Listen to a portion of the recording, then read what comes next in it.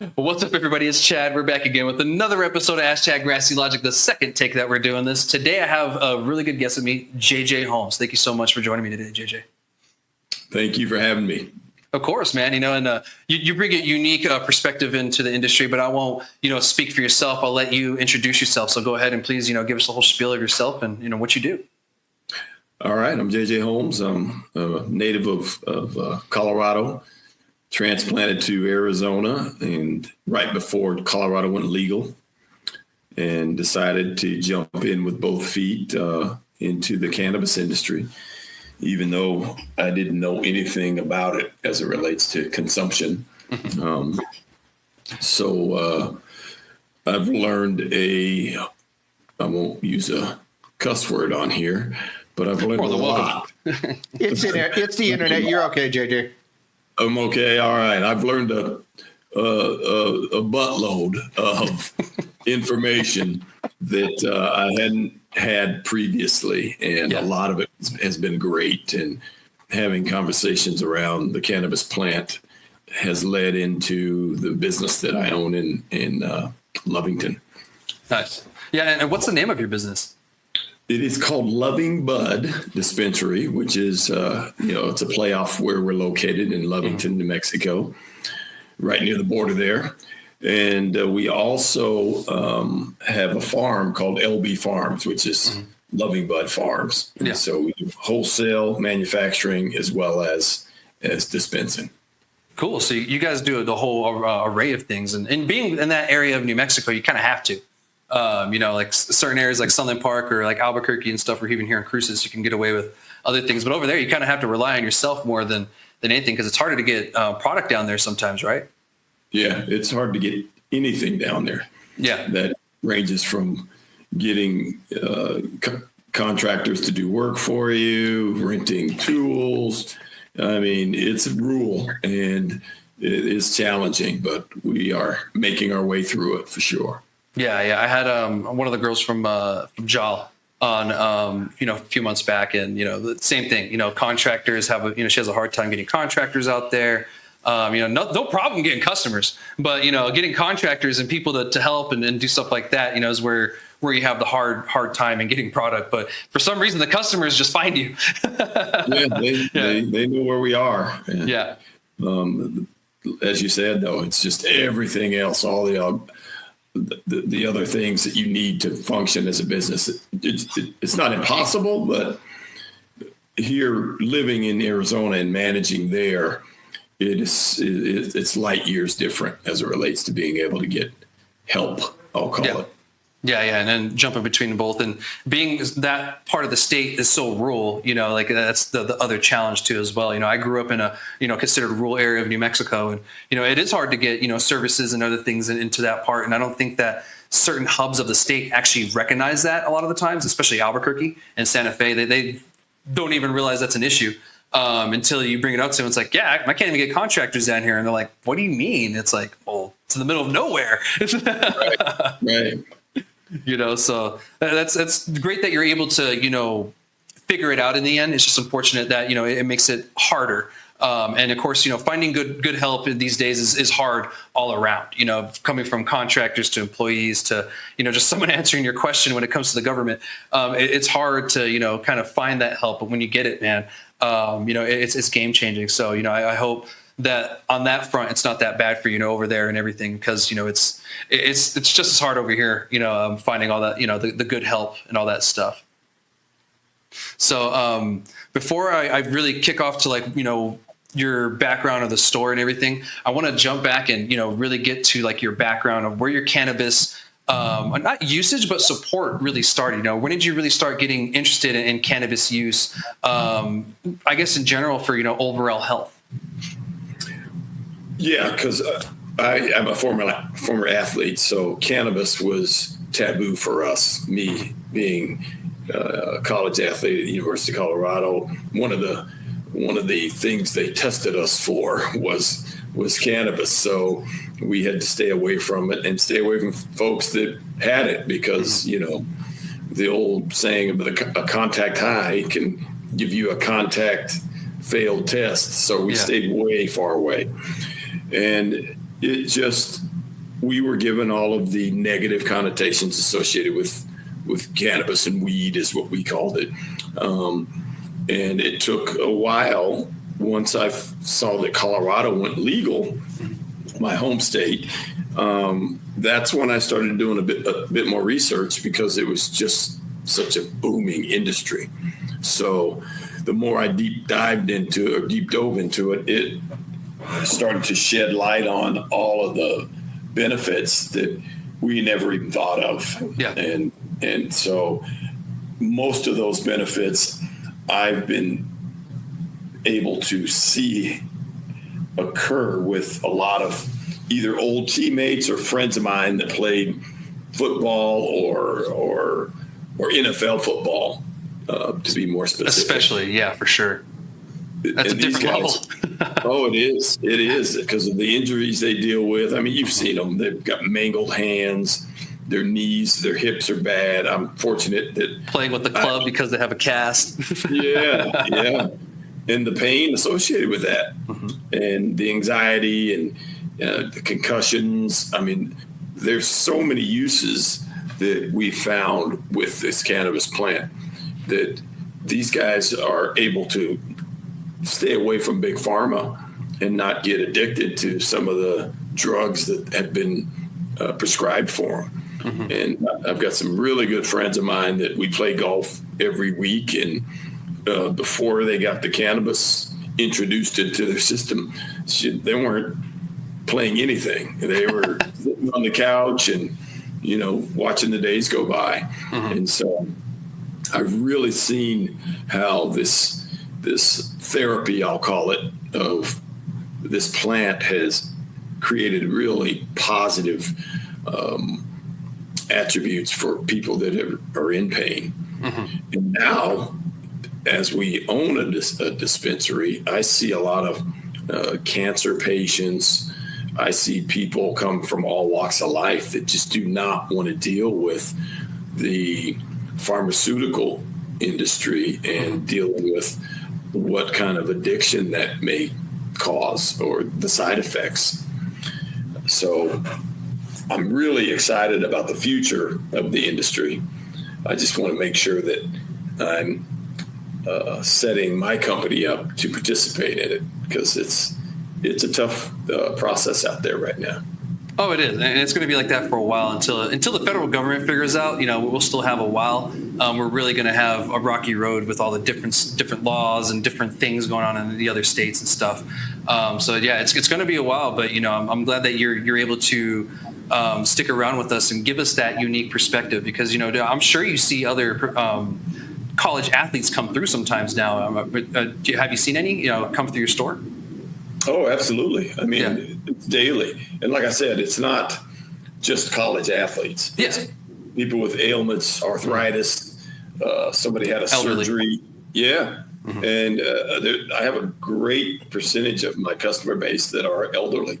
They're 65 and older, and they are using our product. In fact, you feel bad, because if we run out of something that they really need, it is difficult to watch the disappointment in their face because they're coming in pain. So we've got to get the word out that this isn't about the Cheech and Chong version of cannabis. Yeah. It's about maintaining, being able to have a livable lifestyle health-wise, and being able to walk up and down stairs, the little things that you don't think about, getting in and out of cars without pain. Those are things that these folks are struggling with. And listening to their stories, you feel like Superman by just providing them with an alternative that will help them in these areas. 100%, and then I'm glad that you bring that up, because the elderly is the highest users of cannabis within the nation. If you look at the numbers, of the usage, after about 30, 40, it starts to pick up more. And then about 60, 70 is like the highest. And then about in the 80s, it kind of dips down a little bit. And I think that's just because, at that point, they're a little more older, and they're doing other stuff or not really taking anything. So who knows? I could be wrong on that, but the numbers do show that majority of the users are the elderly. The 18 to 20, whatever. It's still there, but it's nothing compared to the 65 to 70-year-olds. They're just they're using it, like crazy. And especially these days with the boomers becoming, the elderly population more and more, we're starting to see them uptick it a lot. My own parents use cannabis all the time. They're retired now and enjoying life. My dad makes balm for other veterans and stuff like that, because they love balm, man. The balm really works well. I use it myself. I'm sure you do too. Other athletes as well. Huh? My mom uses it too. Does she really? Yeah. Oh, wow. Freaked me out. I think it does freak certain people out when you're not used to your parents, like not using cannabis or something just out of nowhere. It's like, yeah, I use this pop bomb and man, it goes away. So, and I'm sure you run into that a lot, like the people coming in using the creams and stuff like that.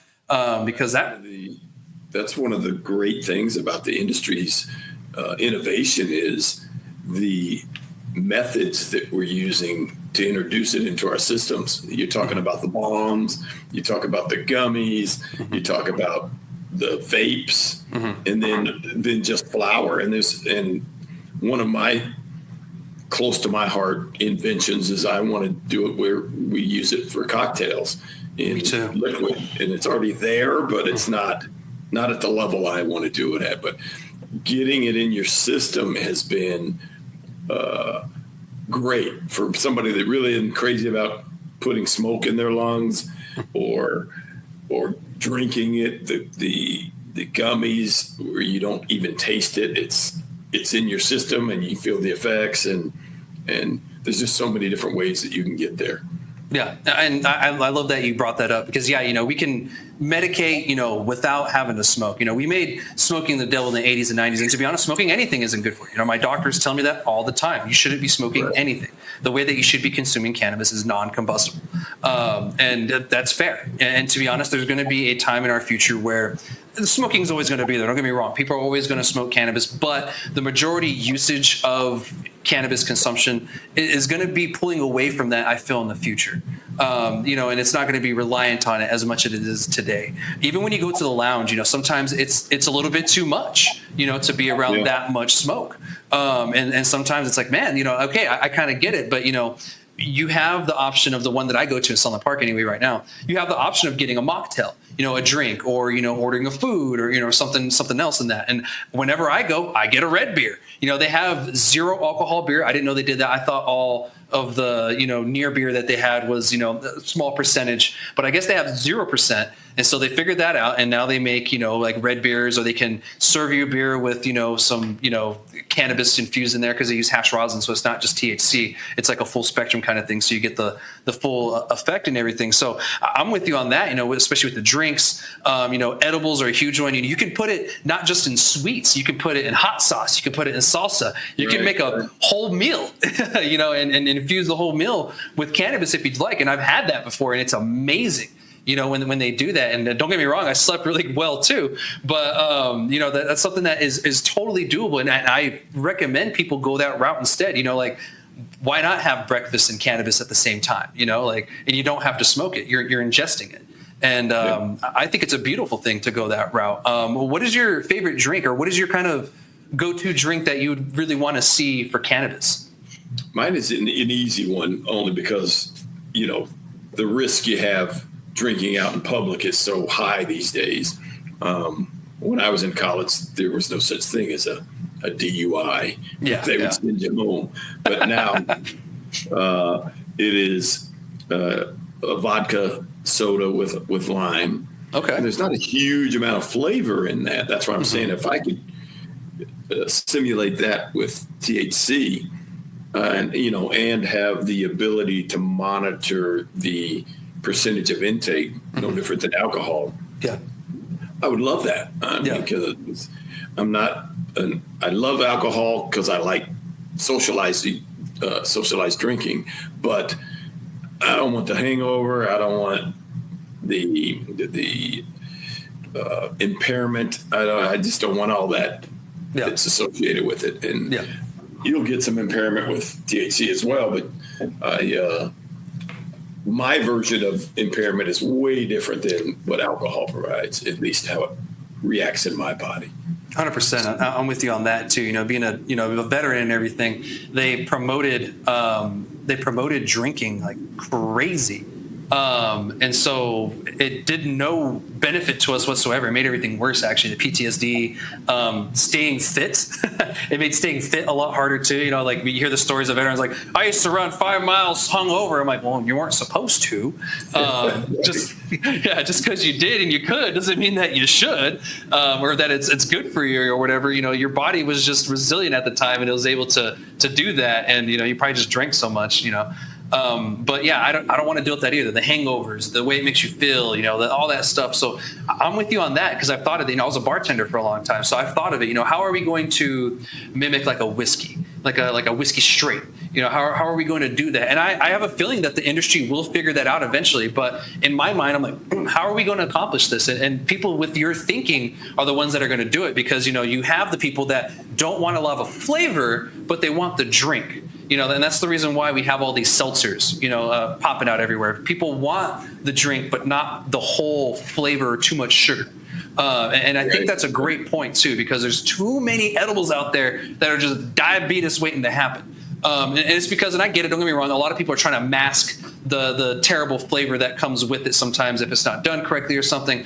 But I think there's a little happy medium where we can meet, because I don't mind bitter every now and then. There's a reason why certain people drink certain alcohols and beers is because it has that bitterness or a certain flavor. And I think you can use that as an advantage versus not, when it comes down to it. And Gino's looking at me like, oh man, I don't know.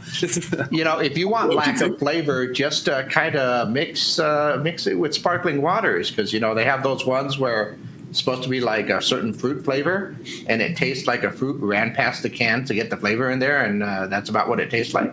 Yeah, if you like those muted flavors, sparkling water with a little.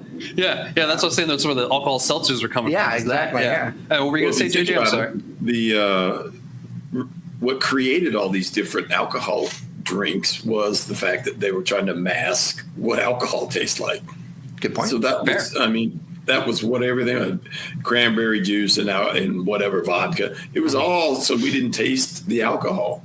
But then over time, you start to develop the taste for that. Mm-hmm. And I love cognac, but I don't drink it out in public. One, because of the smell. And, you ever get pulled over and you roll down your window, he ain't going to ask you if you had a cognac. You're going to tell him it just comes out of your skin. It's a particular smell, yeah. Yeah, and so I don't use it unless I'm at home and I'm not going to be driving anywhere. So I think that if they can take the alcohol out of beer in that process, we can do the same thing with just about every other cocktail that we have and spirit that we use, and then substitute that with a much more healthier, non-sugar based THC. Yeah, I'm with you on that. It's going to take time. It's going to take a lot of experimentation, but I think we're on the right track. And like I said, people with you with that mindset and that realization that I want this, but how am I going to do it? And, the other mindset, that's a great point. We only want that bitterness is because it's always been there and it's just a part of alcohol. And we've always have tried to mask it in some point. I mean, beer is only 5-10% at most. Most common is like 2%. So it's a very low alcohol. So you're not tasting it that much. It's the other stuff that is in it that you're tasting. And it just became a part of it, and we got used to it. So that's a really good point. And I think that cannabis kind of gets to start out fresh, other than the fact that the flavor that you get sometimes isn't the best. But with nano-emulsification, hash rosin, and stuff like that, just the better extracts getting used for it and not having that flavor, I think that we're on the right track to get to those. As Gino said, muted flavors, but more or less enjoyable experiences when it comes to it, and not so sugary. Because, man, there's times where I have an edible drink and I'm just like, oh, whoa, dude, that's syrup. Yeah. It's like, I need to cut that with something. Put some Sprite in there or something. And some of the, and we're getting in the weeds with this, but I love talking about it because I'm such a fan of our plant. Mm-hmm. Is how do we get rid of the red eye issue? how do we get rid of the dehydration issue? And it impacts people differently, of course. Yes. But that's one of my pet peeves is I don't want to have red eyes when I consume. Yeah. And I don't want to get really dry. I love taking gummies at night because it helps me sleep. But then if I wake up in the middle of the night, I am trying to drink a gallon of water. And there's got to be something that we can do to change the chemical balance of that for us. Yeah, I agree with you. Then with chemistry and science and stuff, I think we could figure it out. And hopefully it's not a chemical solution, because we usually know how that goes. But, maybe it's something, maybe it's a certain cultivar we can, grow and kind of figure out because, we took THC and made it 1,000,000%. We could take a certain compound where maybe that counteracts it and up that a little bit with, selective breeding. So hopefully we can go that route versus, the chemical route. Because I think that's even better, too. It's more natural. And it's less work. You just extract the plant as is, and it's good to go. So I think that's a good point too, and I appreciate the conversation on that because I don't get to talk to a lot of people about cannabis drinks because it's so new. And there's not many people who either know about it or really want it unless you're in an environment like a consumption lounge that offers like a full bar kind of selection when it comes to the drinks. Like in Southern Park, you can get a margarita, you can get like a daiquiri, you can get the red beer, like I said, or you can get a soda. And just put some cannabis in there if you want. You just a regular, soda water or soda or something. So I think that's great options for people. And once people realize that you have those options, I think it's going to expand even more because you're going to get those people that bring up something. Hey, I want this. And you never even thought about it. Like yourself, you brought up some things to me that I never even thought about. But, they're great points. And you're going to get those customers like, shit. That's a good idea. Why don't we do it that way? So, that's something that I'm really looking forward to seeing too, because the customer tells you what you want. You're just in charge of creating it. And so I'm excited to see, what comes from that. So we'll see what happens. And, I'm excited to see what you do with your drink stuff too. Whatever it is that you may do it, whatever route that you go, be it a lounge or selling it in a store. I'm excited to see it, because I think that is one thing that we're missing is like the cocktailness on the cannabis side. We need like a cocktail bar when it comes to cannabis. I think that's something that's social. Social. Yeah. 100%. You can bring your friend who doesn't smoke cannabis to them, and they don't want to feel like they're going to smell like cannabis because it's like a cocktail bar kind of feel. There's not going to be any kind of smoke in the air, just drinks, edibles, whatever. It might be something good to try in the future. Who knows? But I love that. This has been a great conversation. But one thing I wanted to ask you, and I want to ask you this for, my audience and everything. What sport did you play in college? And I forgot to ask you that at the beginning of the podcast. We just got on other topics. Well, my first love was basketball. But I didn't play that in college. I played all through AAU ball and up through high school, took our team to the state basketball tournament. But I was better at football. So I played football for the University of Colorado a long time ago, I'll call it, for Coach Bill McCartney. I don't know if people remember him, but he just passed not too long ago. Yeah. So I had a great deal of admiration for him and his program and all the guys I met through that process. I'm still friends with today. So it's Colorado football the Colorado football family is still near and dear to my heart.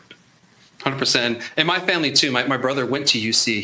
He ran cross country and track for UC. I think probably around the same time that you were there. And so my dad's he's from my dad's side's from Colorado. So he's already a Colorado fan as is for most of the college sports anyway. So when it comes to stuff like that, a huge fan. So it's cool to see that and to hear that and everything.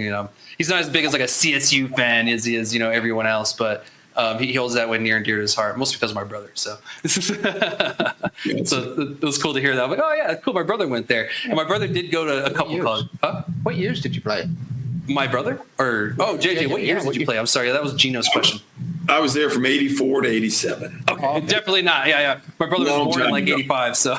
Yeah, I'm seasoned. Yeah. Well, you played football when it was a lot more physical. Football-y. Yeah, it was a lot more physical back in that day. We played when the concussion was your bell getting rung, and they asked you how many fingers you had up, and you always said 2. Yeah. So all right, get back in there and you're good. So Yeah, I remember that. And a lot of the penalties that we have today were not a thing back then either. No. You know, and it was a lot harder. So yeah, you definitely put your body through a lot of stuff back then and everything, and it shows that you've done a good job to maintain and heal throughout time, because I could tell you're not like in a wheelchair or anything, or like totally broken. So I'm glad to see that you're still walking right and everything, and cannabis has helped you along the way. I've got a little spiel that I do on Facebook every day as it relates to working out, especially at my age, and obviously I'm a follower of Jesus Christ, so I always put that in there too, and tell everybody to bend their knees and bow their heads and be thankful. Yeah, 100%. And physical health and mental health, they both go together, and that's one thing that I try to tell people. Cannabis is a tool in your toolbox. There's many other things that we do to help us out in life, and we just pull cannabis out when we need it. And sometimes we pull the pull-up bar when we need it. And Absolutely. Some people, they pull the Bible out when they need it. So it's whatever's in your toolbox that helps you out at the end of the day that, is really what should matter. So thank you for that, and I appreciate it. But before we move on to our next topic and everything, I realized we didn't get to talk about your shop as much as I wanted to. So, let's the last few minutes of this section, I really want to talk about your shop. It's located in Lovington, New Mexico. Is it a big shop? Is it a small shop? What kind of theme are you working with over there? So I keep saying we, but it's really me, and I've got a couple of smaller investors. But when I brought this idea to myself, I'll call it, we wanted to grow, and because that's where it was, seed. You're creating your own inventory, and it just didn't quite work out that way because our location, back to the rural conversation, it was difficult to get that much power that fast. Because we wanted to grow indoors because it's windy. It's windy where we are. So we're getting challenged with these hoop houses we're growing in right now. But we're doing that at the reason is because we can't get the power we need. And then, the build out costing is pretty high. So I don't have any debt. So what we decided to do instead is to build a dispensary. And our dispensary is the only drive-through dispensary in Lovington. So you can walk in and look at everything, but you can also order online and drive through as well. So we take pride in fast service, as well as you take your time, come in, look, smell, and see all the products, especially our flower. We sell other folks' flower as well, but we do our own pre-rolls. We do, our own packaging as it relates to, 1 gram, a 3.5 gram, 7 gram, all the way up to an ounce. And it's all our product that we grew right behind that dispensary. So we are in love with the fact that Lovington is sun-grown flower, and that's what we're doing. Dope, and like I said, the ruralness, it forced you to create that product that way, but it's beautiful because it's your own. You don't have to be reliant on everybody else as much. Don't get me wrong, that does create, variety, but you don't have to rely on that solely. Like certain shops, like here in Cruces, there's certain shops that are just retail only, and they rely on everybody else to get their products in there. So it's great that you figured that out and went about a way to do this successfully so far. How many shops are in Lovington right now? I didn't even look before the show. That's a great question because my background is I'm a CPA by trade, and I was chief financial officer for years. So I view this as the season of this industry. So we had 6 dispensaries. When we first started, there were 2. Now it went up to 6. Now I think it's going to shrink down to 2. Okay. Because in Lovington, it's it's a smaller town, so you can't oversaturate it. There's just not enough business there, and a lot of the businesses are struggling with leasing and paying rent. We are self-funded. We don't have any rent, and we own everything. So we're hoping that we can stand the test of time and be one of the last ones standing. But that area is growing as well. We just got a big Albertsons supermarket built and opened. Good for you guys. Yeah. And it's right. It's probably a 2 blocks from my dispensary and my farm. So we're hoping to see a lot more traffic coming from other places to that supermarket that'll come right by us. So we're planning on serving them as much as we can. Dope, man. I'm glad to hear that, and I'm glad that you guys have a drive-through. There's some places in New Mexico that don't allow it. I don't know why. So I'm glad that Lovington does, and that you guys decided to do it, because it's huge. There's certain patients that can't get out of their car. Parents, Right. the parents that just left the grocery store. One, they have their kids. Two, I don't want to leave my groceries in my vehicle while I'm going to shop anywhere. If something gets spoiled, I just want to go through a drive-through. And so, that's great thinking. And and it being down the street, it's on the way. So Right. that's great on you guys. And you guys have been standing the test of time so far, and I hope you guys do in the future as well, because you have some great ideas and a great plan and everything, and I love what you bring to the industry itself, especially when it comes to the wellness and health and stuff like that, because some people come to this like, I'm just going to try to get people high. I'm like, well, that's fun, but what about the people that use this to get better? That's how this started, on the backs of the medical cannabis patients. And so we can't forget those, and people like yourself, make sure that those people get taken care of. So I thank you, and being so close to Texas, how has the non-smoking ban affected you guys so far? Have you seen an uptick in Texas customers yet, or are you kind of thinking that's going to take a while? We haven't checked on since the smoking ban, but we do get a lot of cross-state sales. Yeah. And we are hoping that Texas never legalizes us for that reason. That's the selfish part of us. Yeah. The business part of me is the same way, but the patient and advocate side of me is like, no, they need to. So it's a constant fight with myself too as well. So I get you. Now they do have medical in Texas. Yeah. So I'm not totally selfish, but as it relates to our rec segment, we don't care if they legalize that or not. So we'll hopefully continue down that path. But we do get a good percentage, depending on what's going on. Mm-hmm. When people are coming through Lovington, they've got, the fair there, and they've got a rodeo, and those kind of events really spike our business. So one of the things we were hoping to get started, and we may do it next year, we have a lot of warehouse space that isn't built out yet. And you and I spoke initially. I was trying to find out what kind of celebration was happening for 420.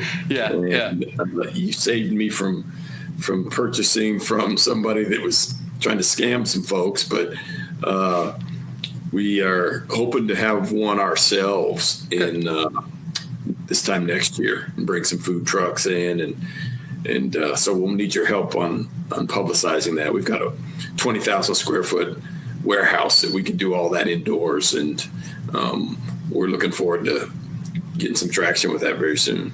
Dope, and I'd love to help. And actually, I've been wanting to hit that part of the state. I want to hit up Jaw, Lovington, New Mexico, and stuff like that. And I've never checked that state out ever. I've never even been to that part of the state. So that's one place that I do want to check out to kind of see how it is. I want to go, see Gray Moon, those folks over in Jaw, and go check you guys out as well too. So maybe I'll try to make it next year when you do that, and kind of make it like a whole thing for the 420 week of that. The Eastern New Mexico travel. There we go. We can have your show out there. That's actually not a bad idea. What do you think, Gino? We can take a trip up there. Take a trip to Lovington? I've got an ex somewhere up there. That would be fun. What we could do is we can have an episode there, and then we'll record next week's over in Jaw, just down the road. Yeah. Find out what Jaw looks like. Yeah, we'll go look at Jaw, see how that looks. Yeah. So that's a great idea. Thank you for that. And I think we'll talk, I'm sure, and we'll figure it out and get the logistics. So that sounds like a great idea. I'd love to do that. I'd love taking the show on the road and doing it in different locations and showing We've off. done it a couple of times. Yeah, we have. So thank you for that. I'd love to. And good luck on the venture for that and everything. I can't wait to see what you guys bring in the future and all that, and what you do. I hope to see a cocktail bar of some sort from you here in the near future or something. Well, once you see our property, you'll see that we've got the expansive ability anyway to do all of the above, and that's the reason we selected it. So there's a lot more to come. So we'll be moving in that direction, in multiple directions, very soon. Well, I'm glad to hear that. And you sound very business savvy, so I'm sure you're gonna make the right moves and being you said you're CPA as well. And so, you're a smart man. So I'm sure you're making, and, you already have plans and stuff. So I look forward to seeing what you come up with and, where it leads and all that. So welcome to the New Mexico cannabis industry. Thank you. Of course. Well, with that being said, we're going to move on to the next topic. But before I do, is there anything else you want to talk about or bring up? No, just be as many of your followers as we can get in touch with to try out our flower and our product and our service level as it relates to Loving Bud. We would appreciate that as much as possible. We're all in this to help our customer base and our patients, but we also have to make money doing it. So as much of that as we can get out and spread out, so everybody knows who Loving Bud is, that would be awesome. Awesome. Well, thank you for that. And where can people find you in real life and online if they want to check out what you guys got going on? So we've got a website, and if you're a dispensary looking for our flower, you can go there. And if you're a consumer looking for our retail outlet, it's the same website. It's lovingbudnm for New Mexico.com. It's real easy to get to, shows everything. And if you need to find us, we're on Weed Maps as well. And obviously we're on Google. Awesome. And what's the address? 609 Tatum Highway, 609 Tatum Highway, 88260 is the zip code. Awesome. And so I have a lot of viewers that actually watch from Texas. So some may get curious and, be going through. So that's the reason why I make sure to, especially when I got my Eastern New Mexico people. Yeah, well, for the Texas viewers, you don't have to go to Hobbs to get to us. So you can go directly from, I think I used to fly into Lubbock when I first started the business, and we would be, I can't remember the highway, it might be 89 or 84 or something, but we're the closest one to Lubbock. Okay. Mm-hmm. Dope. So closest dispensary to Lubbock. So check them out, especially my Texas viewers who are over there, because I know some do watch because I cover both areas because I'm so close that, it just makes sense. And El Paso is right there. And, a lot of those people work in the cannabis industry and have been helping us for years. So it's the least I can do is to make sure that, that they're taken care of too at the same time. So I thank you so much for this conversation, but we're going to move on to the next topic and everything. I know we spent a little time on this, but you had such great, and interesting stuff to share that, I wanted to expand on it. So thank you so much for sharing all that with me, and I wish you nothing but luck, man. Thank you. I appreciate it. Thanks for the opportunity to be on there. Of course, I appreciate it. Well, we're going to move on to this next topic, and I love having you, on here for this one too, because this one is about a study, and you're about health and wellness too, so I'm sure you'll take some interest in this. Now, the study just came out yesterday, Tuesday. Right now, it's Wednesday at the time of filming. We're live too, but yesterday the study came out. It came from the UK, so this wasn't an American study or somewhere. This did come from the UK, so keep that in mind. And what it does is it says that cannabis shrinks your brain. Now, I know what you guys are thinking. It's just making your all-around brain shrink, but that's not what this study says. That's what the headlines want you to make you think, but let's break the study down. I read it for you guys, so you don't have to. I didn't read every single word, but I went through it and, and got the main information. I didn't just go through the article. So, what they're saying is cannabis will shrink your brain. What they did is they took studies from 100 different studies and 72,000 different people. So they didn't have active people run through their facility or anything like this. They just took regular studies that have been submitted and they went off the information from there. So it's just the study, the conclusion they got was from different studies? Yeah, it's a meta-analysis is what it's called. So it's a meta-analysis, and that's what it's called when they do that, when they don't have like the test subjects there. So they did that. And they went through a bunch of, analysis stuff, did a bunch of math. And of course, they even used Google Translate for when these studies were in English, which worries the shit out of me. I'm not even sure if some of the stuff was translated correctly. And I don't know how many of those studies weren't in English. So there is a portion of these that were translated using AI. And so you can, grain of salt if you want, if the translations, whatever, but numbers are universal. So if they went off of just numbers and equations, then that would make sense to, how they didn't really need it. But obviously there was words because it's a study. Now, what this study says is that it does shrink your brain, but it doesn't say it shrinks your all-around brain. what it says it shrinks in, I'm not sure if I'm going to say this right. I don't know if you know the area of the brain. It's the amygdala is the area that it shrinks in. What this area is responsible for is, I believe, like your emotions and feelings and stuff like that and how you feel. And it's a very small part of your brain. It's not a very big part of your brain to start out with. So the area that they're saying is shrinking is small to start out with. And it's not really saying that it's causing issues. It's just saying that it's shrinking it. Now, this is, again, basing it off of pretty much just going off of what people told them and, years of other research. So we can only think and guess. Now, the other thing, and I hate this about most studies, they only studied THC. They did mention CBD later, and that could be a reason why they're not seeing as much issues, because they studied this alongside of tobacco. They found tobacco affects the same area of the brain and more, and significantly more, which we all have known for many years. But they don't know why cannabis doesn't have the same effects. And they mentioned cannabis. I was like, well, our CBD. I'm like, well, why didn't you study that? If that was such a thing. So one thing that bothers me is they only study one compound, and that's THC, when cannabis has many, many other compounds. So here is their conclusion verbatim, and I'm going to read it to you guys. It says, cannabis use appears to be associated with smaller volume of the amygdala. Tobacco use appears to be associated with smaller amygdala, insula, pallidum, and total gray matter volume. So that's what they're concluding as, with the study and everything. And Gino, Amygdala. Oh, amygdala. Oh, okay, it's cool. I tried to catch it before you said it. Yeah, cool. So far on this, what's your thoughts on this, JJ? I mean, I got a couple more things in the study I want to talk about, but so far, what's your thoughts on this? Well, I was trying to do some research while you mentioned it, and I just think that if for them to release a study with such a small amount of research is a little unhinged, in my opinion. I don't even know what that part of the brain is responsible for, and why did they target THC only? There's a lot of questions I would ask related to the study itself. Are they just trying to throw rocks here, or are they trying to find out, is there a health hazard with the cannabis plant? Yeah. I don't know where they're going with it, I guess. I don't either, because they even have a quote here, and it's an interesting one from the study. It says, brain volume changes could also be attributed to harms of combustion or smoking in general, not just the tobacco or the cannabis, but the act of combustion and smoking.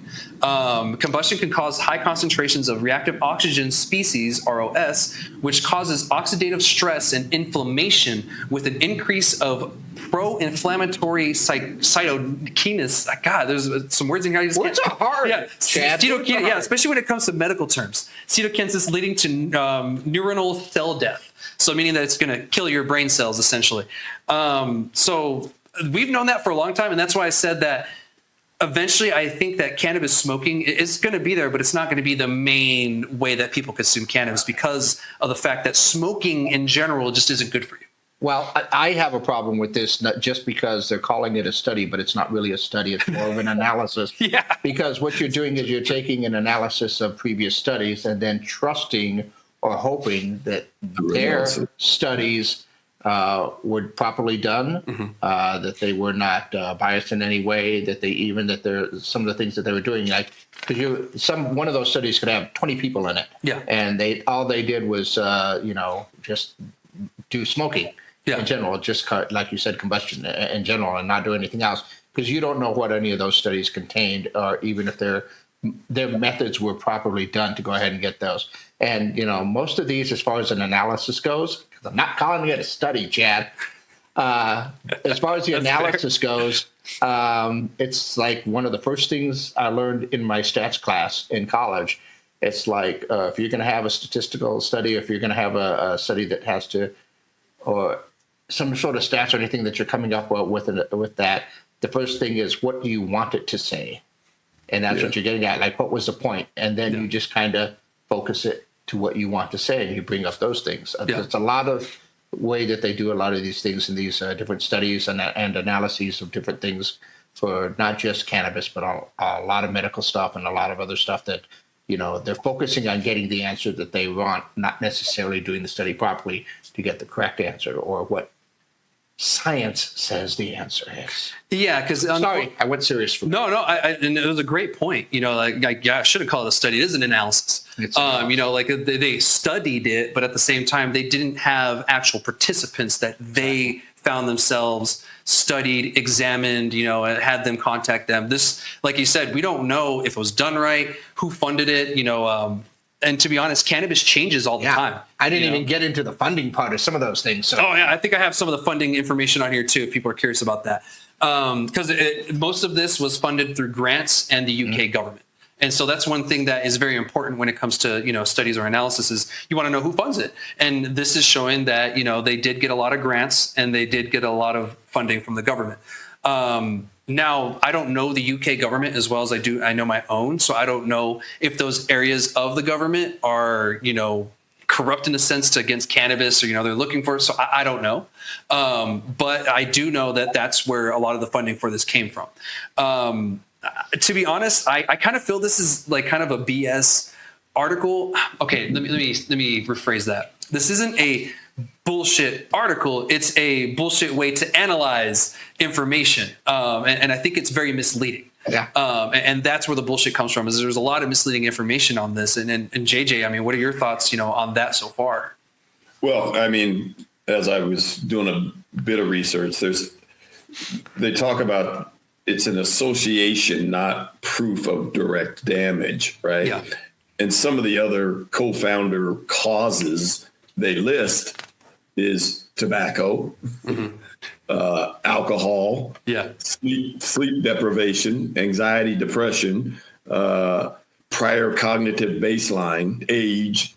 It does list frequency of potency of THC, age when started. I mean, there's so many variables out there. How do you zero in on one? Yeah, and one compound. Yeah. It's exactly 100%. Thank you for that. That's a great analysis on your own with that. Is just there's so many questions that we have of this study with no answers and no answers in sight really, in the future for it, that why would I want to trust it? I don't know if I can trust this. I'm going to keep it in mind. Smoking isn't good. And that's what confirmed for me is smoking anything isn't good for you. And I'm like, okay, I can agree with that. But there's many other factors that go into play when it comes to your brain. I mean, holding your breath too long can affect your brain, stuff like that. There's many factors, genetic defects, medical defects. I mean, I have medical issues that were brought on from my time in Iraq. Just being there and exposed to certain things. I have a lot of gut issues because of that. And a lot of us veterans do, in general.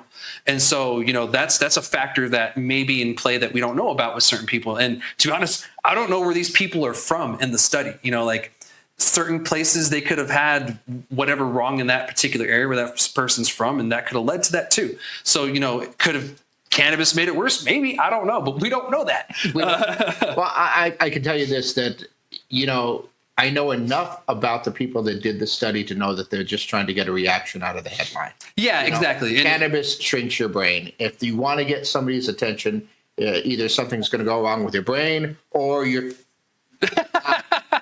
Wait a minute, we're on the internet, right? Yeah, we're on there. You can say dick. Okay, yeah, so I was going to say, they catch your attention by saying there's something that's going to be wrong with your brain or your head or your dick. And then they go, whoa! Yeah. Oh, not the dick. Yeah. I think it was Idiocracy towards the end that they spent a lot of their time and the last smart people on earth perfecting, I think, shampoo and boner pills. Then that was priorities. The joke. Yeah, priorities. The priorities were, looking good and having a boner and versus, health and all that. So it kind of reminds me of that same sense. So to me, this is just going to get a lot of attention like that one study we talked about a couple of weeks ago got. And then we all kind of we're going to say it's bullshit because it was the same thing. It was a meta-analysis of a bunch of data from, 60 years or 50 years or something like that. And I'm like, oh God, cannabis was totally different, way back then. Just even 15 years ago, cannabis is totally different, and it's ever changing and we're ever selective breeding things that, to be honest, THC is going to get lower in the future, guys. I don't know what to tell you because we created more issues with high THC than anything. because THC isn't the only thing in cannabis that gives you the effects that you like and get. There's many other compounds. You have the Tropicana sulfur, the volatile sulfurs. You have the terpenes. You have the other, compounds. I mean, THCV is barely explored these days. CBN, people are barely discovering the wonders of CBN. Actually, someone messaged me the other day and said, Chad, I didn't realize this. CBN is indica. And I was like, that's essentially it, because the sativa indica don't really mean anything. I was like, that's pretty much it. When something makes you sleepy when it comes to cannabis, it's just high in CBN. Has nothing to do with sativa or indica in that sense. They just let the plant grow a little bit older. What you've been messing with to get all the different strains for your cannabis over the many years that a lot of people have been doing this, and getting the different flavors and getting the different potencies and everything else, it's like sometimes you're not messing with the THC, you're actually messing with the other compounds that are involved with that. So it could be something else that you raised or lowered that's having that effect, but that everything was just focused on the THC. It's like fixing an issue but creating another problem. Yeah, it's like realizing that something's wrong with your car and you keep changing the tires, but then it's your axle or it's your shock or something like that. It's like you're messing with all these things to go ahead and give you the same effect, but it's not exactly what's causing the issue. I don't even want to say that because it sounds like it's a problem, that cannabis is causing a problem, but it's doing all these other things that affect in a way where you're focused on that one compound and it's not really that which is actually changing. Because like you said, they're discovering new compounds with this all the time. Yeah, I mean, all the time. I mean, there's compounds in cannabis we don't know about yet. Of all of the drugs that are out there, from cannabis to, like heroin and all the oxycontins, all that stuff like that, the least studied one seems to be cannabis, because we seem to know everything else about all those other drugs that there still can get a prescription for, but we don't know anything about the cannabis because they haven't done the studies because it's so bad. Even when you go to get like an operation, they don't know how that actually works. Like when you sign the paper, it clearly states that there's a chance you might not wake up. From anesthesia. Scientists actually don't know exactly how and why it works. They just know it works, and at certain dosages and certain weights, it does this to people, it makes them go to sleep, you don't feel pain. Like that's kind of the gist of it. That they don't really know exactly how. So that scares the shit out of me. And have you ever been? Huh? Have you ever? Oh yeah, plenty of times. Yeah. But I remember being older, having a procedure. I remember reading it thoroughly, and I was like, "Oh wow, this is alarming." I was like, "That's scary." So I mean, JJ, I'm sure you've been under a few times. What is your thought process when it comes to that? Because I mean, when I compare it to something like that, it's like, "Oh yeah, that's way like, why do we allow that?" Oh, I read the same thing you did. I blew both Achilles tendons after college. Oh man! Had to go under the knife to get them reattached, and it was really cool that I counted back to 10 and only got to 7, and then I woke up and it was all done. Yeah. But reading the liabilities that could present themselves, it is scary.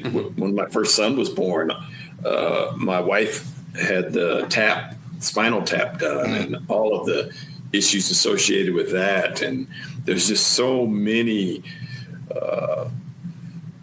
drugs, I'll just call them, because I don't consider cannabis a drug. I consider it a plant. But there's so many pharmaceutical drugs out there that have such negative impact on your health. And you're right, they're rolling the dice with you. Because they don't know how you're going to respond. They don't, and that's why they don't want you to eat for 24 hours or 12 hours, whatever it is, because you may go into convulsions and throw up and die. And even these days, they don't want you to use cannabis 24 hours before using it either, because it interacts with anesthesia and it doesn't work all the way. What about Tylenol or Benadryl? Yeah. Last time I did, I let them know medical cannabis, and they're like, oh, well, make sure 24 hours before you don't use. Afterwards, all you want. But before, make sure 24 hours before you don't, because it will interact with the anesthesia. And I was like, well, I don't want that shit. I just realized something right now when I was thinking about it. As far as agriculture and plants go, JJ, because it is a plant, we know more about green chili in New Mexico than we know about cannabis. Seriously. We do. We have a whole studies. There's a whole department at NMSU for this whole you thing. can see the chili farm from the highway. Yeah. Hey, I used to be in the food business, and when it was Hatch chili season, we were bringing all that into the distributorship that I was working for, and everybody was buying that stuff before we even got it. Love Hatch chilies. And we know more about how chili works and how to grow it, how to modify it, how to do all that than we do about how cannabis works. To circle back though, the point you were making, Chad, on THC, I think you and I had a previous conversation on this. We got to figure out how we can educate our people on, because I mean, I'm trying to sell my wholesale right now, and that's the first thing out of the retailer's mouth is, what's the THC percentage? And some of them are educated enough to say, I get it, that there's other compounds that relate to this, but my customer base, that's the first question out of their mouth. So we've got to figure out how to grow our industry and educate them to understand that that's just one of many. And we're shooting ourselves in the foot trying to get those elevated percentages, but it may not be the best product, even if it's at 30%, which we just finally hit. Usually when I get something 30%, every now and then I'll get, a unicorn, but usually it's dry, it doesn't taste great. It doesn't even really feel like it does medicate me like you feel it should, being at 30%. But give me something 20, 60% sometimes, oh man, it kicks my ass. And I'm like, what was that?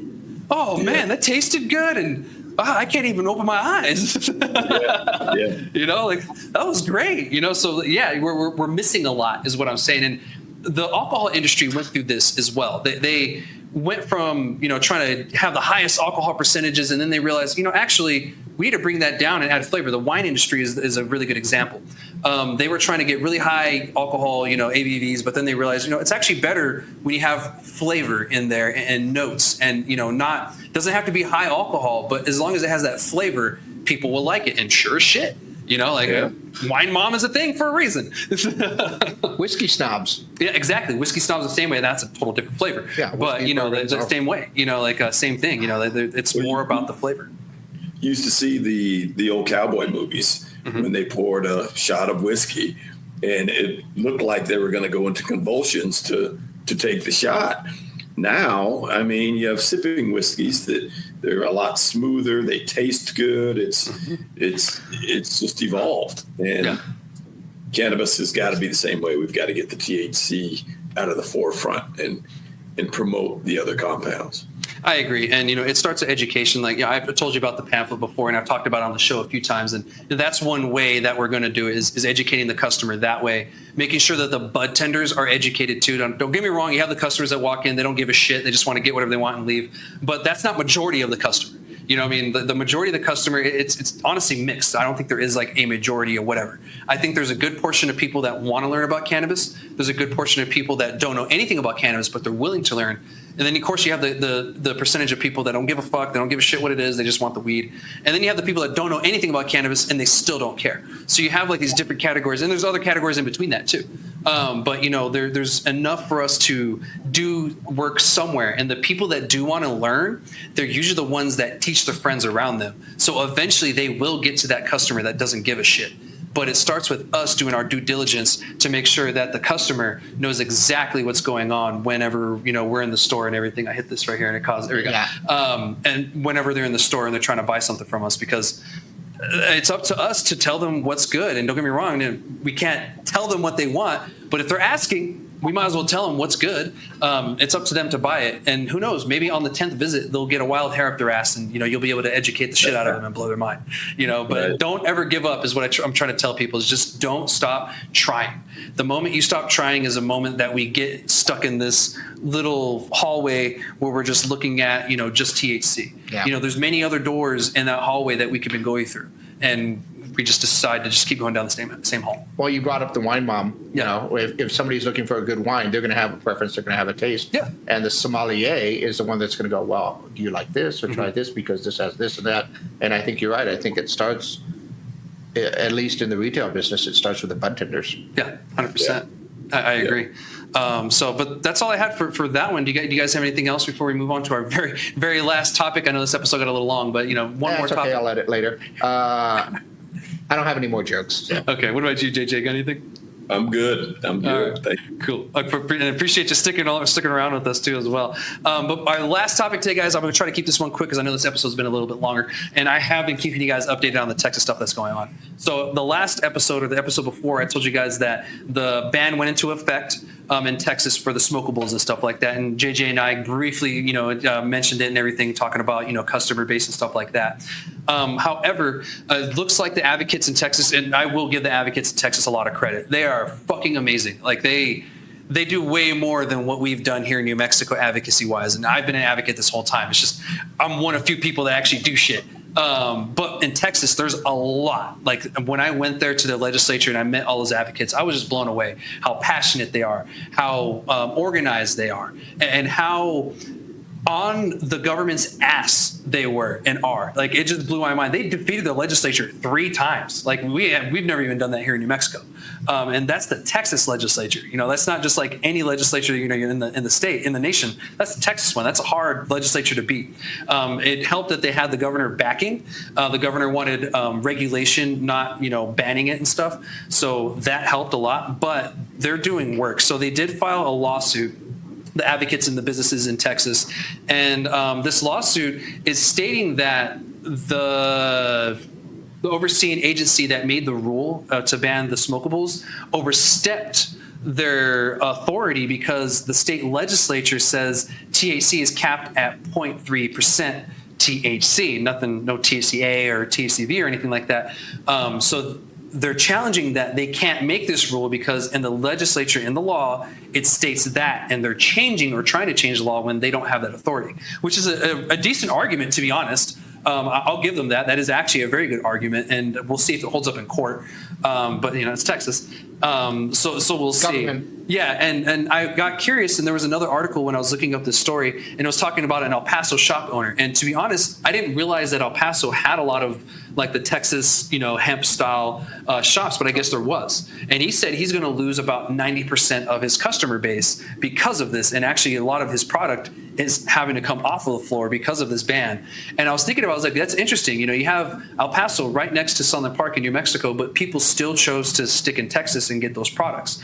Could it be that we just didn't offer a low percentage of a THC product and they found it there? Maybe, I don't know. But it blew my mind. I was like, there's a lot more people that were utilizing that than I realized. And even in an area like in El Paso that they don't have to, you know what I mean? And this is affecting local businesses who otherwise weren't doing anything wrong other than going with what the federal law and the state law said. Another thing that they're challenging too, and they're not even challenging like the age gating. They're all for age gating, and I am too. We should be making sure minors aren't getting cannabis or of any sort. They're arguing that the fact that the increase of the licenses is another issue that they overstepped too, because it went from $258 to $10,000 per facility. Yeah, like ridiculous amounts. Now here in New Mexico, we're like, okay, whatever, but that's kind of always been our thing. It was never a couple $100s to get your license here in New Mexico. It's always been a couple thousand to $100,000 something dollars when it was medical. And then also on top of that, for retail registration, it went from $155 to $5,000. So you're looking at over $15,000, just to get set up with one facility, one place kind of thing. And then they just took 90% of your stock out of it. Exactly. And then they take majority of what you were selling to make all of that up. So the lawsuit makes sense. Will it work? I don't know. I knew that this was coming. It just wasn't officially introduced. I didn't know what was in it, and now we know. So best of luck to you guys. That's the advocate side speaking for me, of course, not the Business New Mexico side. The Business New Mexico side is like, of course, like, it fails, please fail. But the patient side, I really do hope that you guys prevail, because not only is it the medical cannabis patients suffering in Texas, it's the veterans, my fellow veterans who either are from Texas, moved to Texas, whatever, they're in Texas. Those are the ones that I really feel for when it comes to changes like this, because they're the ones who actually suffer when this happens, not the government, not the overseeing people. So that's my spiel and everything. And with that being said, what do you guys what are your thoughts on this? And I'll start with JJ first. Well, I just wasn't very well read on this at all, and so I don't want to give an opinion without thinking through it. Yeah. But it just seems like they're just putting up obstacles, and it's just a super conservative state, and I think we should expect that. And I think the advocates are doing what they're supposed to be doing. Is you got to battle it, because that's really all it is. And for it to be a conservative state, which they claim they are trying to not stomp on people's rights, that seems to be the opposite effect. Yeah, 100%. And I'm with you on that. And that seems like the route they've been going the whole time. And to be honest, it was the alcohol lobby that funded a lot of the anti-cannabis stuff, the past legislative session in Texas. And I'm not surprised that, this came out this way, because the alcohol lobby, I'm sure, was behind stuff like this as well, too, because just like tobacco, the alcohol industry is bleeding right now because of a few things. It's not just because of cannabis. It's just for the fact that people are taking their health a little bit more serious. The younger generation is too as well. They're not drinking. They're not smoking tobacco. They're vaping. But, they're not like actively combusting, plant matter. And so I think those key factors are leading to that loss for them. And the shitty part for them is they don't know how to shift or pivot. Now, don't get me wrong. Some alcohol companies are getting smart, and they're moving to cannabis, and it's helping them, especially the microbrews in certain states. They're starting to find out, okay, I can do this. Okay. And it's easier for them to pivot than it is like a bigger one. Don't get me wrong. They have more money, but to change a whole facility out, that costs them a lot of money, and they got to go to their, investors and stuff. So I can see why the alcohol is fighting so hard, and why they're playing dirty tricks and tactics and going routes like this. It's because it's cutting into their funds. But why fight us? Just join us. You know what I mean? Like, it would be so much better and easier if we could work together, because I do like red beer. I love that flavor and everything that beer offers, but I don't like the alcohol that's in it. So if we can work together to give me something off the line that's a beer with cannabis in it only and no alcohol, that would be great.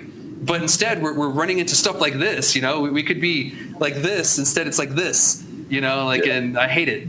Well, I'm not surprised that there were shops in El Paso, and that some people would prefer to go to those shops instead of crossing the state line. Probably one reason would be law enforcement. That's fair. I'm not saying that they're out there. They're waiting for you. But if you can stay on this side of the state line and drink something that's legal in your state, just go ahead and go for that if you're going to get the help that you need. Yeah. The only thing that really scares me about that is that, and I've noticed it recently, with not just with cannabis, but with other things, and you've seen it, the effects of it nationally in other things like alcohol and tobacco, that these groups, these lobbyists that are lobbying against that, a lot of them are national groups that are going to every state. They're doing the same thing in all the other states to try and go ahead. In fact, they're probably here in New Mexico trying to convince people to go ahead and get rid of retail in the first place, and get rid of everything because it's so evil, Yeah. And I think if you think of the successes of the tobacco industry, the lobbyists that lobbied against that, and there are organizations, there are great organizations, Mothers Against Drunk Driving, great organization. They had a really good thing, but as national thing, they're going up against, every single town and every single state in there. And I bring it up because those people that are lobbying in Texas it's probably a national organization based out of somewhere in a completely different state that's just trying to do that. We see that a lot here in New Mexico. A lot of other organizations coming here to try and affect the laws and how we do things and give suggestions. Everything from education, Everytown USA with the gun rights thing and all that. So watch out for those organizations because they're really strong. Yeah, one of them is Smart Approach to Marijuana. So, yeah, that's one of them, and I think they're behind the possible reversal in Arizona that they're trying to do. And luckily here in New Mexico, we don't have voter ballot initiatives. Don't get me wrong, it sucks, but it's also good at the same time because we don't run into organizations like that able to put something on a petition and then the voters go and vote on it and then it change a law. Here we have to go through the legislature and we have no other choice. Does it work to our benefit sometimes? Yes, but it also kicks us in the ass sometimes too. But I will say voter ballot initiatives are a little bit more tricky because it's harder to change that law than it is to change a law that was made through the legislature. Because the legislature, you have every year opportunity to change that law. When a voter ballot initiative, you have to go through that same process again to get it changed. Change it, tweak it like we do here. Yeah, So exactly. You're kind of changing things, tweaking things as you go along with what we have. But yeah, I'm just saying that sometimes a lot of those organizations are very well organized in what they do, and it basically just using scare tactics or anything else like that. Reefer madness. Yeah, exactly. Is the one thing that I keep in mind whenever I'm talking to somebody about what we do here and what I'm learning overall. Yeah. Because as JJ, as a non-consumer, I stopped using words like pot, cannabis, weed. I mean, marijuana, all that other stuff. And when I talk about cannabis with somebody, I'm talking about that. Yeah. But you talk Sam, against marijuana. Marijuana's in the name. You can tell exactly what they're against in the way that they use their language. Yeah, 100%. They don't talk against cannabis. They talk against weed. Yeah. They talk against pot. They talk about those stoners. They talk about the marijuana. They talk about the devil's lettuce. Yeah, exactly. All that stuff. You got to demonize it. You got to demonize it. 100%. And it's work. It's a very successful tactic, and it's an unfortunate tactic that it works, and hopefully our advocates in other states, are fighting against it as well. I don't know. I've seen some of the advocates in Arizona. I haven't really met any, but, hopefully they're fighting against, the push to, make cannabis illegal again over there, whatever the hell's going on with that. I just saw something come out yesterday. So they're still trying to do it here in Arizona as well. Yeah, so that's unfortunate, and I hope it doesn't pass. Because that's just it doesn't make sense to me, man. We have all these other issues, and you guys are worried about cannabis. That has never been a problem. The only problem was the legal status of it. That was the only problem cannabis really ever had, was the legal status. Once again, I feel like I'm beating a dead horse here. Where are the studies that have there been any problems since legalization, since retail came up? Are there higher crime statistics? Are there higher? It's opposite. All the studies say it's opposite, and it's going down. And so what is a problem that they're trying to solve by getting rid of this, other than you don't like it? Yeah, that's it. They just don't like it. Exactly. So, but anyway, that's all I had for that. JJ, go ahead. I'm sorry. I don't think it's about liking it. I think it's about what we all talk about. It's money, and if you can eliminate cannabis and it spikes the alcohol business or the tobacco business, that's what they want. They've been running roughshod over us for years, and they're not ready to let that go. 100%. They have been. So hopefully we can keep the fight going, and it's slowly changing. It just sucks while we're in the middle of the fight, but I think at the end of the day, when it finally does, it'll be all worth it, and we can all have a cannabis drink together on it. There we go. So, but JJ, thank you so much for joining me today. It's been a great conversation. Such great insights. I wish you nothing but luck, man. I really do hope to see, a cocktail bar from you coming up at sometime soon. That'd be great to see in general, just in cannabis. But I thank you so much. And is there anything else you want to share before we end for the day? Cocktail bar is going to happen, at least the beverage itself, but don't forget about our flower and all the other products that we sell out of Loving Bud right now. So look for us on wholesale and retail. We are here and here to stay. So partner with us and enjoy our products. Awesome. Well, thank you so much, JJ. And I look forward to, checking out your shop sometime in the future, and especially with that event that you might have next year. And I wish you nothing but luck, brother. And, look forward to keeping in contact with you. All right. Appreciate it, Jed. You too, man. See ya. All right, everybody. I'll see you next week for another episode of #GrassyLogic. I'll see y'all. Shoots.